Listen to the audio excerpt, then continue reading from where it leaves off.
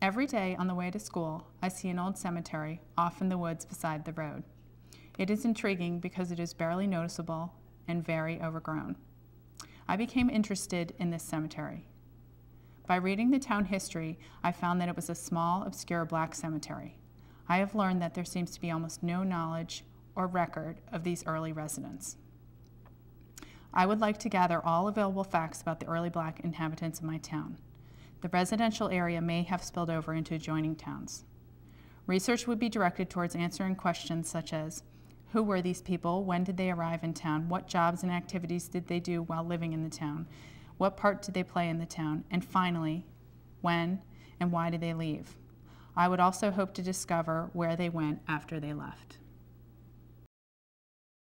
In high school, I rode by the cemetery every day on the school bus, and I basically then I knew there had to be more to the story and wanted to find out more about this community and who these people were. And a lot of my high school, well, up to high school history had been a lot of, great men history. But in high school, I took an anthropology course where we did archaeology in a local town, and it made me realize that, that history could be more local. And I grew up in a town that was almost entirely white, and it really interested me that the town had, it had an African-American community.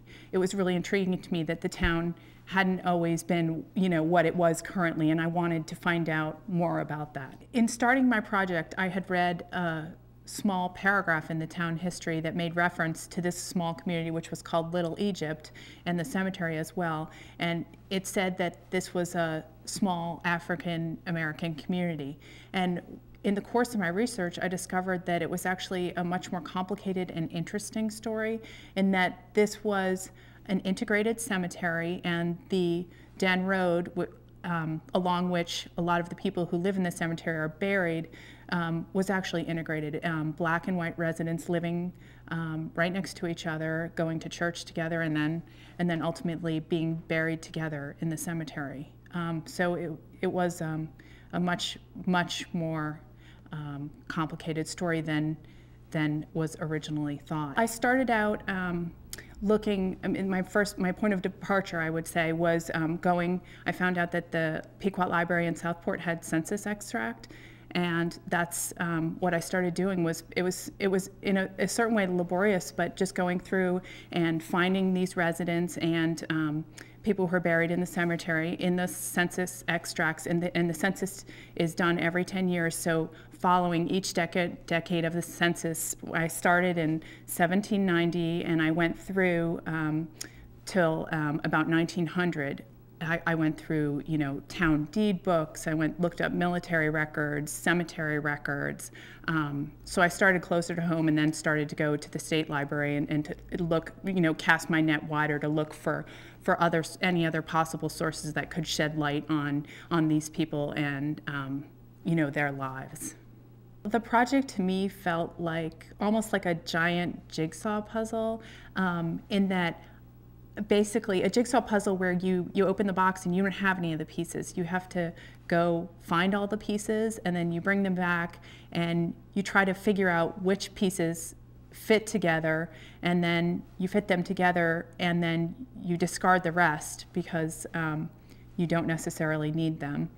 I loved it when I would come up with a discovery where the pieces would suddenly fit, and I could see, patterns, or I could follow a family and trace a family. A reporter from the Reading Pilot did an article about my project in the paper I believe it was in January, and not too long after that I got a call from the great-great-granddaughter of one of the folks who was buried in the cemetery, and just to be able to talk to her and to see her family photos and to get a sense of her family history was amazing. I mean, the material culture, the cemetery, the old foundations were fascinating to me and provided a tangible link to the story I was telling and to the people I was writing about. But to have a descendant was a whole nother thing. One aspect of my project that I really enjoyed was that I was